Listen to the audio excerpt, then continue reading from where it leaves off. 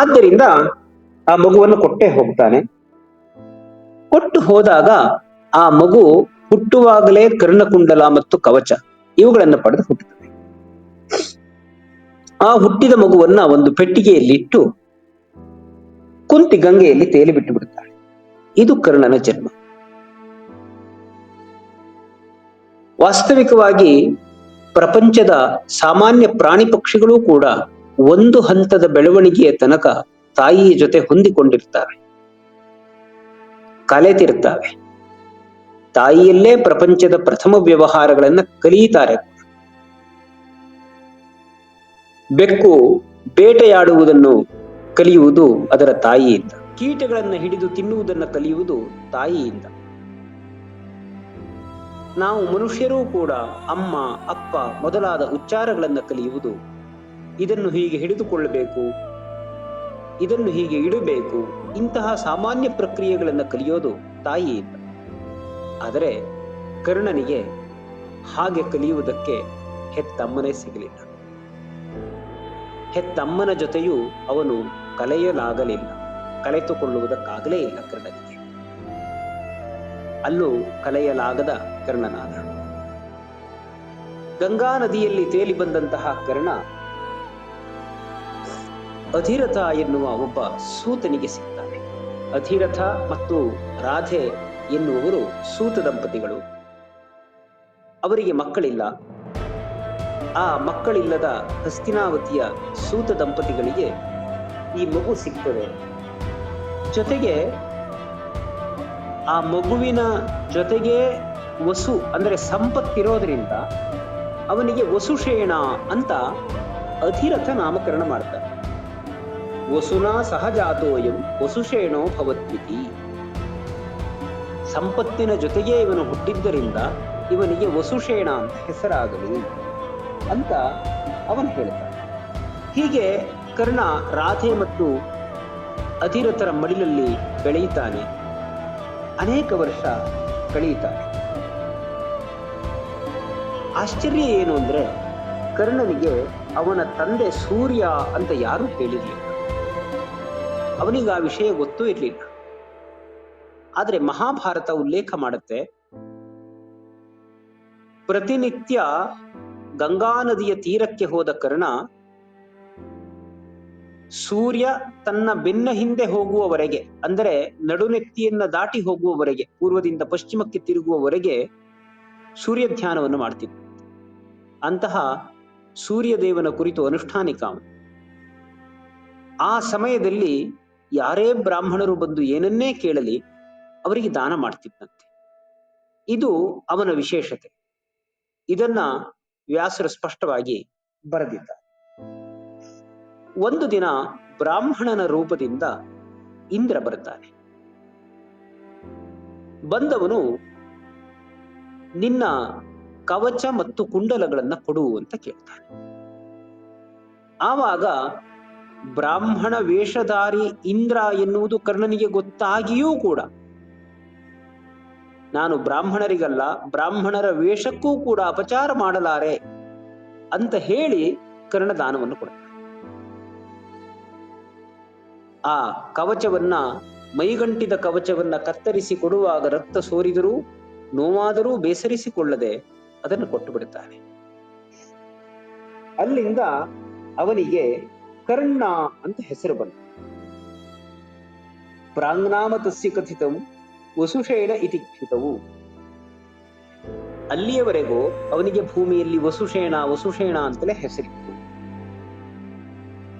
ಕರ್ಣೋ ವೈಕರ್ತನಶ್ಚೈವ ಕರ್ಮಣ ತೇನ ಸೋಭವತ್. ಕಿವಿಯಲ್ಲಿದ್ದ ಕುಂಡಲಗಳನ್ನ ಕೊಟ್ಟಿದ್ದರಿಂದ ಮತ್ತು ಶರೀರದಲ್ಲಿರುವ ಕವಚವನ್ನ ಕತ್ತರಿಸಿಕೊಟ್ಟದ್ದರಿಂದ ಕರ್ಣ ಮತ್ತು ವೈಕರ್ತನ ಎನ್ನುವ ಎರಡು ಹೆಸರುಗಳು ಅವನಿಗೆ ಬಂದವು ಅಂತ ಮಹಾಭಾರತ. ಆಮೇಲೆ ಅಲ್ಲಿಂದ ಮುಂದೆ ಕರ್ಣನ ಮುಖ್ಯ ಘಟ್ಟ ಬರೋದು ಮಹಾಭಾರತದಲ್ಲಿ ಬಿಲ್ವಿದ್ಯಾ ಪರೀಕ್ಷಾ ರಂಗದಲ್ಲಿ. ಪಾಂಡವರು ಮತ್ತೆ ಕೌರವರು ದ್ರೋಣರನ್ನ ಗುರುವಾಗಿಟ್ಟುಕೊಂಡು ವಿದ್ಯೆಯನ್ನು ಕಲಿಯುತ್ತಾರೆ. ಮಹಾಭಾರತ ಹೇಳುವಾಗ ಅವರೊಡನೆ ಕರ್ಣನೂ ಸೇರಿಕೊಂಡಿದ್ದ ಅಂತ ಒಂದು ವಾಕ್ಯದಲ್ಲಿ ಬರೆದಿದೆ. ಹಾಗೆ ಆದರೆ ಕರ್ಣ ಅಲ್ಲಿಂದ ಹೊರಟು ಹೋದವನು ಭಾರ್ಗವರಾಮರಲ್ಲಿ ಕಲಿತ ಎನ್ನುವ ಉಲ್ಲೇಖವೂ ಇದೆ. ಇರ್ಲಿ, ಅದೇನೇ ಆದರೂ ಬಿಲ್ವಿದ್ಯಾ ಪರೀಕ್ಷೆ ಇತ್ತು. ಸಹಜವಾಗಿಯೇ 1 ವರ್ಷವೋ 6 ತಿಂಗಳೋ ಎಷ್ಟೋ ಕಲಿಸಿ ಮುಗಿದ ಮೇಲೆ ಎಷ್ಟು ಕಲಿತಿದ್ದಾರೆ, ಎಷ್ಟು ಪ್ರಾಗಲ್ಭ್ಯವನ್ನು ಪಡೆದಿದ್ದಾರೆ ಮಕ್ಕಳು, ಇದು ಆ ರಾಜನಿಗೆ ಗೊತ್ತಾಗಬೇಕು. ಗುರುವಾದವನು ತಾನೇನು ಕಲಿಸಿದ್ದೇನೆ ಎನ್ನುವುದನ್ನ ಅಲ್ಲಿ ಅವರಿಗೆ ತೋರಿಸಬೇಕು. ಆದರೆ ಬಿಲ್ವಿದ್ಯೆ ಎನ್ನುವುದು ಕೇವಲ ಇಂದಿನಂತೆ ಪೆನ್ನು ಪೇಪರ್ಗಳಲ್ಲಾಗುವಂತಹ ಪರೀಕ್ಷೆ ಅಲ್ಲ. ಮತ್ತೆ ಅದು ಆ ನಾಡಿನ ಪ್ರಜೆಗಳ ಸಮ್ಮುಖದಲ್ಲಿ ಆಗುವಂತಹ ಪರೀಕ್ಷೆ. ಆದ್ದರಿಂದ ಪರೀಕ್ಷೆ ಎನ್ನುವುದಕ್ಕಿಂತ ಅದೊಂದು ಪ್ರದರ್ಶನ. ಅನೇಕ ದಿನಗಳ ಸಿದ್ಧತೆ ನಡೆದಿತ್ತು. ಅಲ್ಲಿ ಪೌರವೃದ್ಧರು ಅಂದರೆ ಪ್ರಜಾಮುಖ್ಯರು ಬಂದು ಸೇರಿದ್ದರು. ಹಾಗೆ ಧೃತರಾಷ್ಟ್ರಾದಿಗಳು, ಭೀಷ್ಮಾದಿಗಳು ಕೂಡ ಇದ್ದರು. ಎಲ್ಲರ ಮುಂದೆ ಒಬ್ಬೊಬ್ಬರದ್ದೇ ಪ್ರದರ್ಶನ ನಡೆಯುತ್ತಾ ಇದೆ. ಕೊನೆಗೆ